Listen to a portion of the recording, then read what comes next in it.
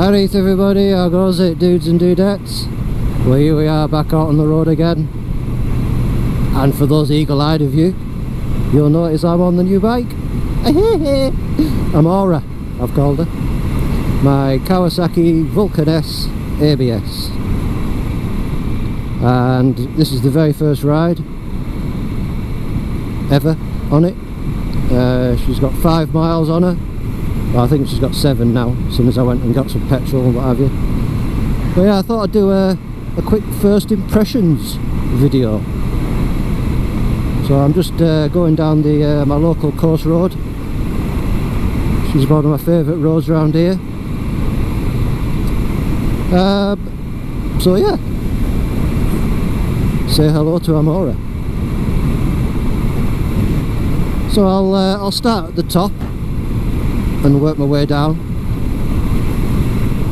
I'm not going to go into the specs and everything. There's plenty of videos on that. But basically, in a nutshell, she's a parallel twin 650. It's the same engine that's in the Versys, I think, or the EN. Definitely the Ninja. So it's got plenty of torque. Oodles of torque, and it doesn't have take-off.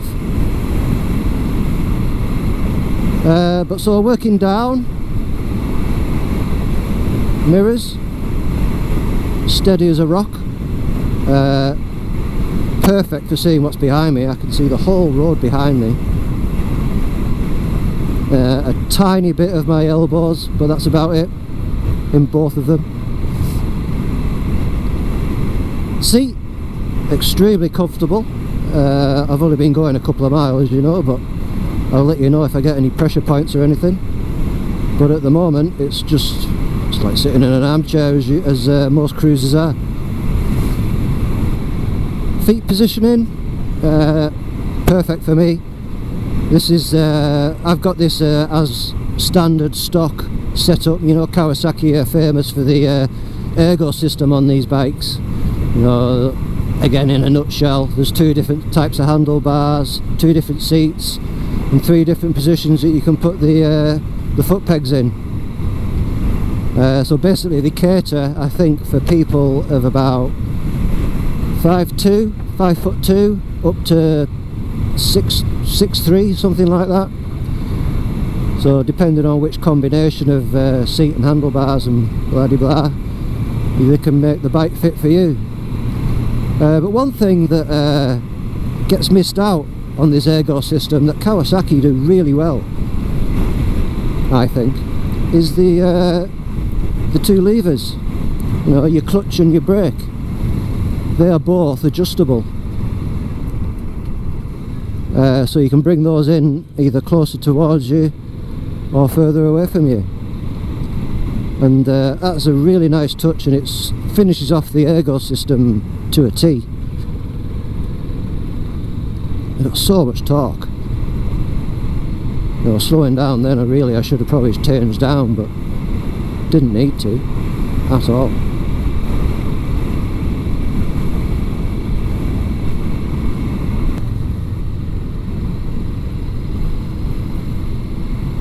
Twisties! Got quite good engine braking as well, actually. I don't think I've used the brakes yet since I set off. I assume they work fine. I'm not going to go nuts or anything, not that I ever do, as you know if you've watched many of my videos.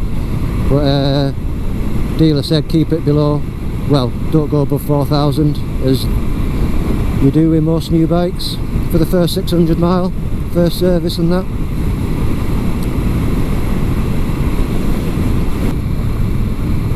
She does just want to go. As soon as you give it a little bit more throttle than just ticking over, she just takes off. So we're already at 4,000 revs, so can't really. I'll give it a little roll on in top gear. Yeah, she takes off all right.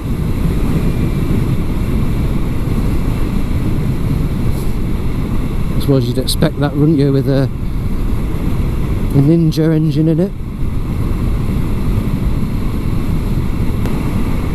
The wind buffeting is what you'd expect from any cruiser, but the good thing about cruisers is the wind hits you evenly all over.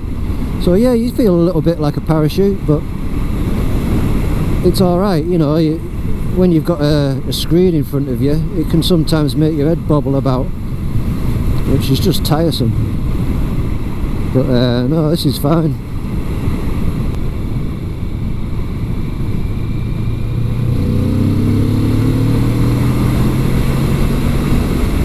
Bloody hell, you do have to hang on, like.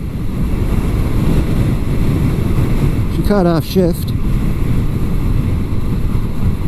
You can feel that pull in your arms when you give it a little roll on like that. And that was only up to 60, I think.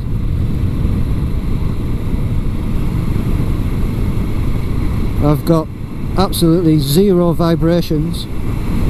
Can feel a little bit in the bars, in the handlebars, but seat, nothing.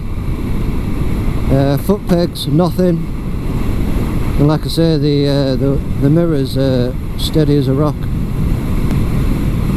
I'll use the brakes when we get to the roundabout right down the bottom here, and I'll tell you what they're like. The dash cluster, that's really easy to read. Nice big numbers for the speed. Gear indicator, they introduced the gear indicator into the dash, I think last year. On the earlier bikes, the 2015 and the 2016, I believe, where I've got my 12 volt thing there, on this side you used to have the gear indicator there. It's like a little add-on, but now it's in the dash, which is a lot better, especially a lot better because on that one that you had to mount to the side, when you pulled the clutch in, it didn't show you a number, but you pull the clutch in on this and it still shows you what gear you're in. On the dash as well, it's got the clock on it. I've currently got it showing the range. I've just filled it up, and it's showing 182 at the moment. I think it was a bit more than that when I set off. So 180 mile on a full tank. I'm happy with that. Fuel gauge down the bottom, again very easy to read, and it's all in, I think there's 5 individual segments, and they're all equal, so that'll go down equally.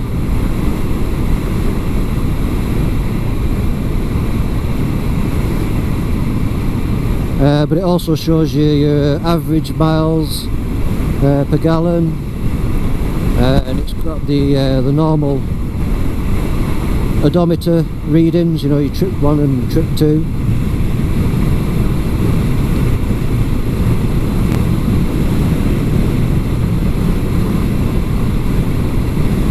Might try the heated grips. That's the only thing that I've had it put on. Let's try these brakes. Oh yeah, they're alright. Certainly stop here.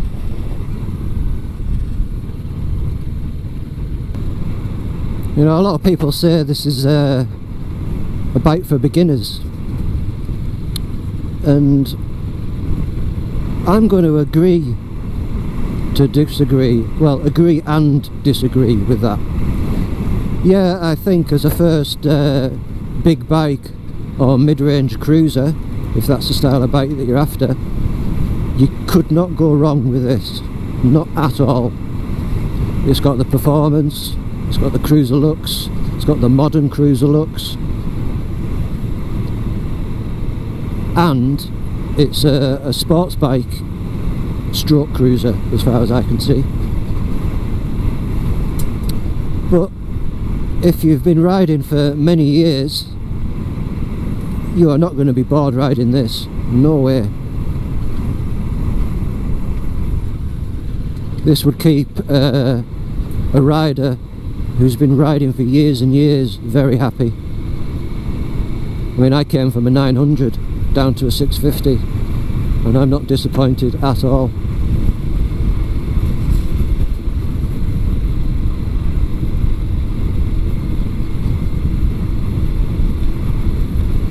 So I'd definitely suggest going to try one if you're in the market for a cruiser and you've just passed your test or something.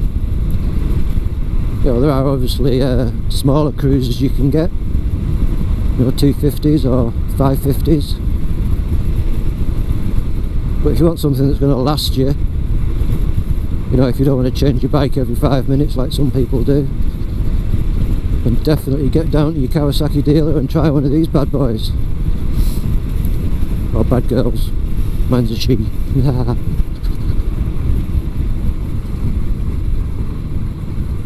Oof, even on this bumpy road it's comfy.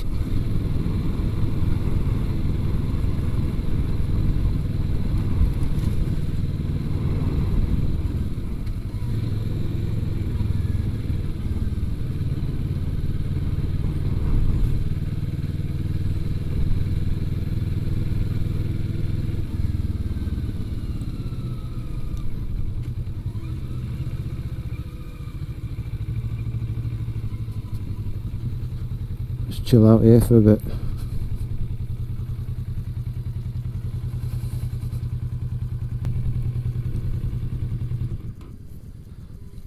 Ding dang do. Turns are so easy, it just drops into the corners. I know that wasn't much of a corner, but just drops right in. Heated grips are working a treat. And my heated gloves. I was going to put my leathers on today, I'm glad I didn't. It is a bit nippy now. The sun's starting to disappear.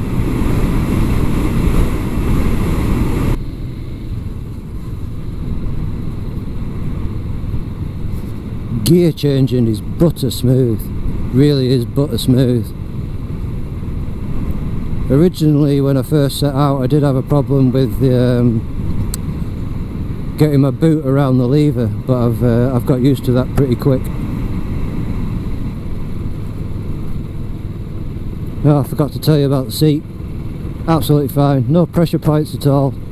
Really comfy. And I suppose getting back to the dash, the only thing that's missing, I'd say, would be a temperature gauge. I like to know what temperature it is, the bike and the air temperature. That's the only thing that's missing.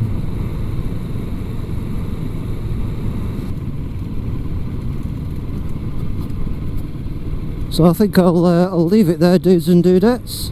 If you've got any questions about the bike, just let me know. And I'll catch you all on the next one, which won't be very far away, I'm sure. Now we've got some decent weather. Alright, dudes and dudettes, Abysinya.